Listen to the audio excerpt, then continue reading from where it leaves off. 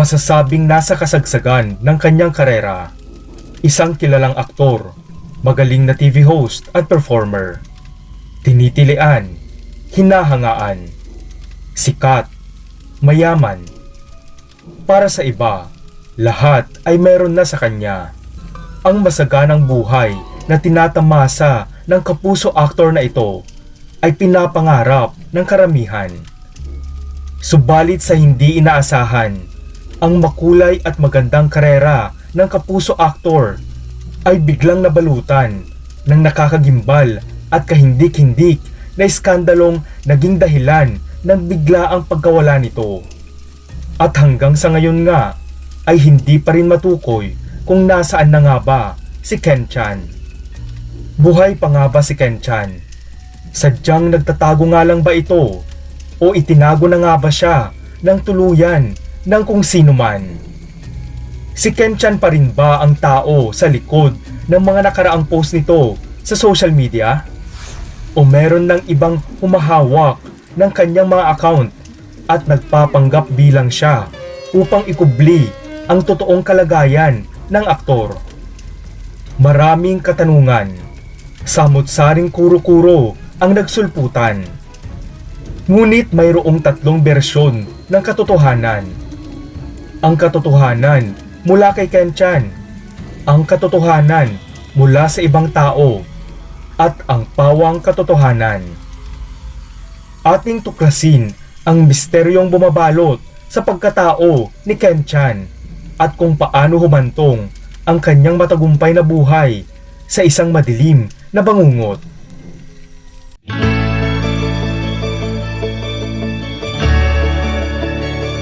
Si Ken Steven Angeles Chan, ipinanganak noong January 17, 1993, ay isang Filipino-Chinese na aktor, mga awit, modelo, performer sa telebisyon, host, vlogger at negosyante.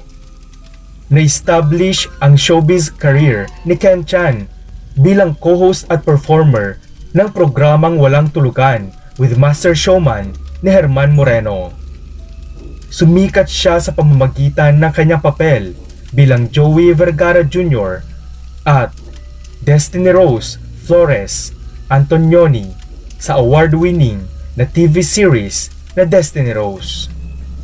Noong 2017, muli siyang nakaranas ng peak sa kanyang karir nang magbida siya sa Meant to Be kasama si Barbie Forteza, kung saan nakasama din niya sina Jack Roberto, Ivan Dershner at Adi Raj. Ngunit mas lalo pang nakilala si Ken Chan sa pagganap sa kanyang karakter na si Boyet Villaroman, isang binata na may mild intellectual disability kasama ang kanyang ka-love team na si Rita Daniela sa romantic drama series na pinamagatang My Special Tatay. At dahil dito ay tinagurian si Ken Chan bilang The Kapuso Ultimate Actor. Nagsimulang magkaroon ng interes si Ken sa teatro noong panahon niya sa high school sa Kolehiyo San Agustin sa Binyan. Si Ken ay kumukuha ng kursong tourism sa De La Salle College of St. Benilde nang pumasok siya sa show business noong unang quarter ng 2011. Nadiskubre siya ng dati nitong manager na si Rams David. Bago pa man pumasok sa showbiz si Ken, gumawa na siya ng ilang patalastas sa telebisyon at lumabas na rin sa isang youth magazine.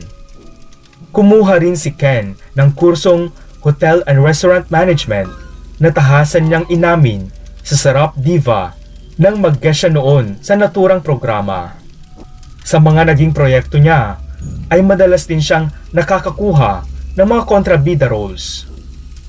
Sa mga taong 2011 hanggang 2016, tunay ngang nakamit ni Ken Chan ang kanyang pambihirang tagumpay.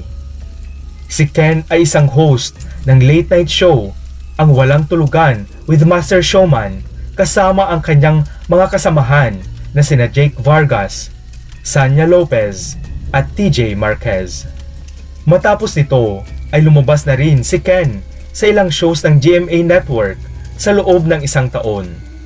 Lumabas din siya bilang bahagi ng love triangle ng tandem ni Barbie Forteza at Joshua Junicio sa programang Twin Hearts.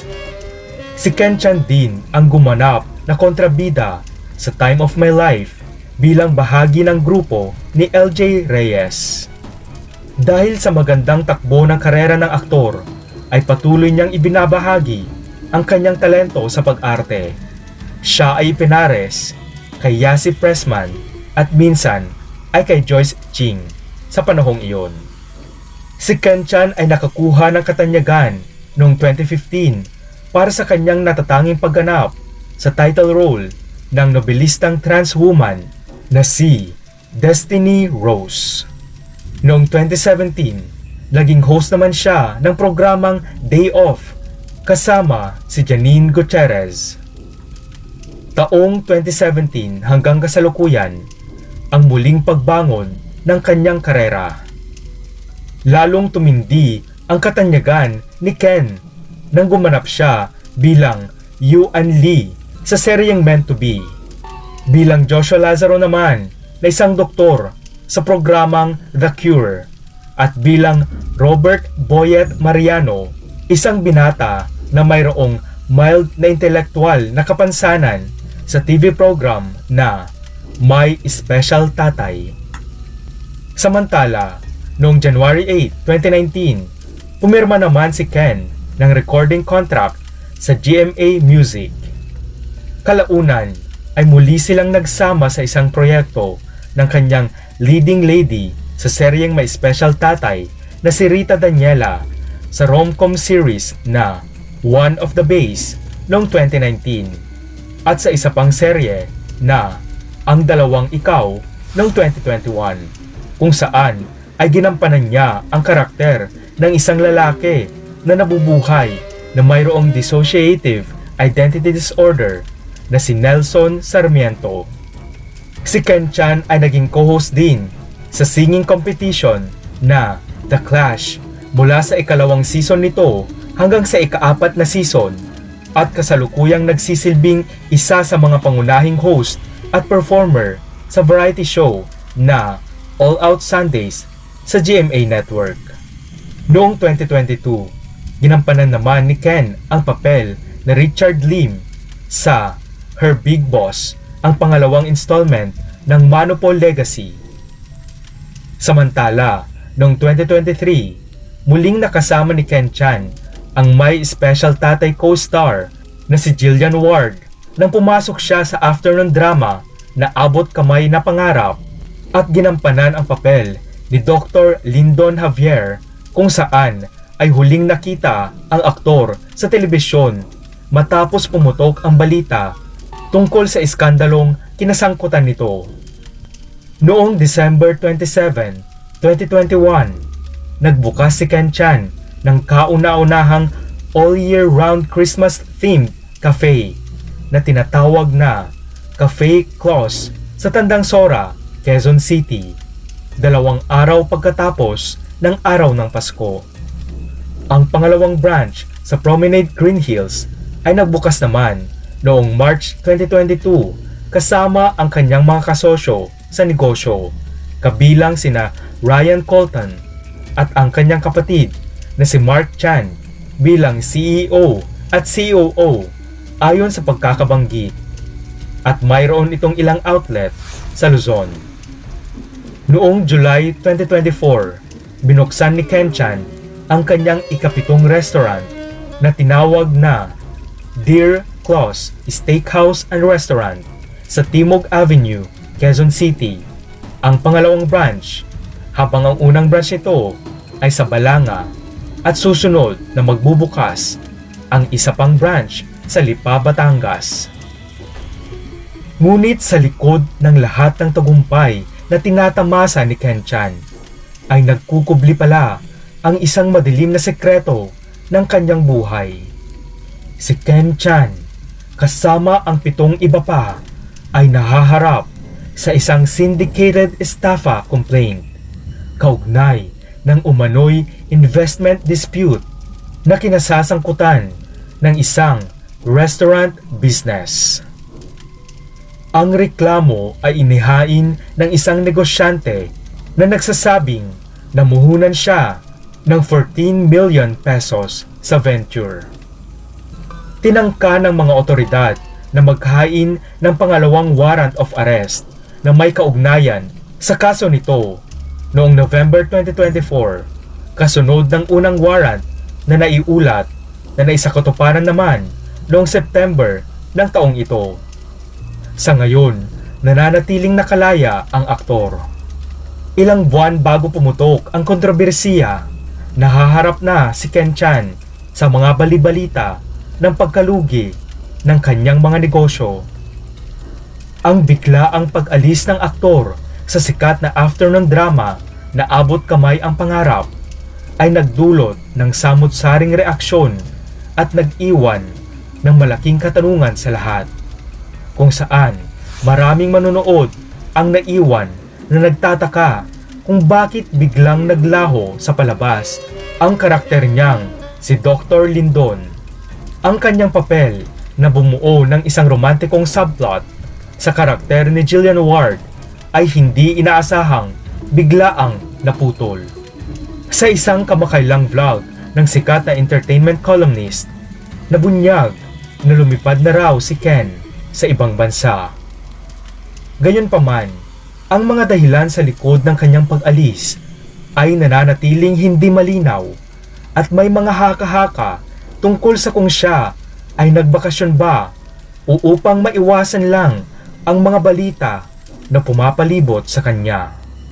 Ayon sa balita, ang business venture ni Ken na co-founded niya kasama ang isang business partner ay nakaharap umano sa problema sa pananalapi. Sinasabi ng source na hinihingi ng business partner ng aktor ang pagbabalik ng kanilang puhunan na nagpapalakas ng tsismis ng posibleng pagbagsak ng negosyo sa panahong iyon. Sa gitna ng mga kontrobersiyang ito, muling lumabas sa social media si Ken pagkatapos ng ilang linggong pananahimik. Nagpost siya sa kanyang Instagram stories para balaan ang mga tagahanga tungkol sa isang pekeng Telegram account na nagpapanggap bilang siya. Binigyang diin ni Ken ang tungkol sa kanyang opisyal na handle at nagbabala sa kanyang mga tagasunod na iwasang mailikaw ng mapanlinlang na account na ito. Sa oras na iyon, hindi pa rin sinasagot ni Ken Chan ang mga chismis tungkol sa kanyang negosyo o pag-alis niya sa naturang show. Samantala, sinira muli ng kapuso actor na si Ken Chan ang kanyang pahinga sa social media sa sunod-sunod na mga post sa gitna ng mga ulat na dumaranas siya ng ilang mahihirap na panahon sa kanyang personal na buhay. Huwebes, November 7, 2024. Mindset is everything. Ito naman ang isinulat ng aktor sa kanyang Instagram stories na nagpapakita ng malapitang larawan ng kanyang sarili sa isang hindi natukoy na lokasyon. Pagkatapos ay nagbahagi pa ang aktor ng ilang iba pang mga larawan, kabilang ang isang snap ng Statue of Liberty at sa kanyang pagiging masayang bata habang nag-e-enjoy sa snow. Subalit hindi naman nalaman kung ang mga larawang ito ba ay kinunan kamakailan. Ang mga post na ito ay ginawa ni Ken Chan sa gitna ng syndicated estafa na isinampa laban sa kanya para sa kanyang di umano'y pagkakasangkot sa isang investment scam at isang araw bago ihatid ng mga otoridad ang kanyang pangalawang warrant of arrest. Ngunit ang tanong ng marami, nasaan si Ken Chan? Bakit siya biglang naglaho? Bakit siya nagtatago? Ano ang tunay na nangyari? Si Ken Chan pa rin ba talaga ang nagpo-post sa kanyang mga social media? Ikaw, ano ang katanungang bumabagabag sa iyong malikot na pag-iisip tungkol sa pagkawala ng kapuso aktor na ito. Lingid sa kaalaman ng marami, ay taong 2023 pa pala nang formal na magreklamo ang complainant laban sa grupo ni Ken, at kamakailan ay umakyat na nga ito sa husgado. Ayon kay Attorney Romero, September 2024 nang unang sinubukan ng pulisya na iserve ang warrant of arrest laban kay Ken Chan. Sa balita mula sa GMA News, nabiko ang mga pulis na ihatid kay Ken Chan ang warrant of arrest sa tahanan nito sa Quezon City. Tinangka ng mga otoridad na iserve sa aktor na si Ken Chan ang warrant of arrest para sa mga kasong syndicated estafa noong November 8, 2024. Subalit ang aktor ay wala sa kanyang tahanan sa Quezon City sa oras ng pagbisita, at ang pulisya ay walang impormasyon tungkol sa kanyang kasalukuyang kinaroroonan. Ang kaso, ayon sa isang advisory na inilabas sa media, ay kinasasangkutan ng mga paratang ng mapanlinlang na pamamaraan na ginagamit ng aktor at ng kanyang mga kasama upang makahingi ng pondo mula sa publiko. Ang syndicated estafa ay isang non-bailable offense sa ilalim ng Article 315 ng Revised Penal Code at nagdadala ng pinakamataas na parusa ng habang buhay na pagkakakulong kapag napatunayang lampas sa makatwirang pag-aalinlangan na ang panloloko o estafa ay ginawa ng isang sindikato na binubuo ng 5 o higit pang mga tao na binuo na may layuning pagsasagawa ng labag sa batas o ilegal na gawain, transaksyon, negosyo o pamamaraan. Ang kasong syndicated estafa laban kay Ken Chan at mga kasama nito ay isinampa ng hindi pinangalanang complainant na nag-invest umano ng 14 million pesos sa negosyo ng aktor. Sinabi ni Attorney Joseph Noel Estrada at Attorney Maverick Romero ng Estrada and Aquino Law Office na kumakatawan sa nagrereklamo na isang negosyanteng nasa pagitan ng 40 hanggang 50 taong gulang ay gustong maging anonymous. Sa ulat ng 24 oras ni Marisol Abdurrahman noong Biyernes, November 8, 2024, sinabi ni Attorney Estrada na kinumbinsi ni Ken Chan ang kliyente na mamuhunan sa isang umano'y restaurant business para makatanggap ng 10% na buwanang interes. Ayon kay Attorney Estrada, si Ken mismo ang actively nag-solicit, humingi ng pera doon sa complainant sa kanilang kliyente, at sabi daw ni Ken ay i-invest sa restaurant business. Si Ken Chan daw ay nangangako na ito ay magbibigay ng monthly na malaking interest na kita. Subalit noong nagsara na daw ang business, ay nagtago na si Ken at nawala na nga ang negosyo, kaya nagkaroon ng kaso. Kwento ni Attorney Estrada. Ayon sa ulat ng GMA Network, sinabi ng mga abogado na umabot sa 14 million pesos ang perang ibinigay kay Ken at sa grupo nito. Sa tingin daw ni Attorney Estrada, base doon sa complaint, mga 2 bikayan in less than a year daw ang naturang transaksyon.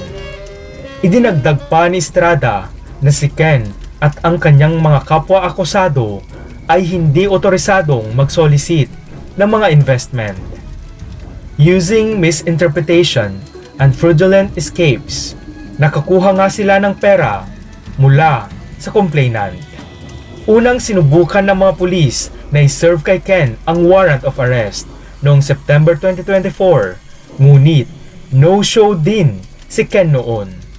Samantala, sa Fast Talk with Boy Abunda nitong Biyernes, November 8, 2024, iniulat ng host na si Boy Abunda na may iba pang individual na nagsampa na rin umano ng hiwalay na kaso laban kay Ken. Ayon naman sa ulat ng PEP, taong 2022 ng pag-usapan ang di umano'y investment deal. At noong 2023, nagsampa ng formal na reklamo ang complainant laban kay Ken at sa kanyang grupo. Hanggang sa ngayon ay nananatili pa ring tikom ang bibig ni Ken Chan sa mga akusasyon laban sa kanya at hindi pa rin natutukoy kung nasaan na nga ba ang aktor.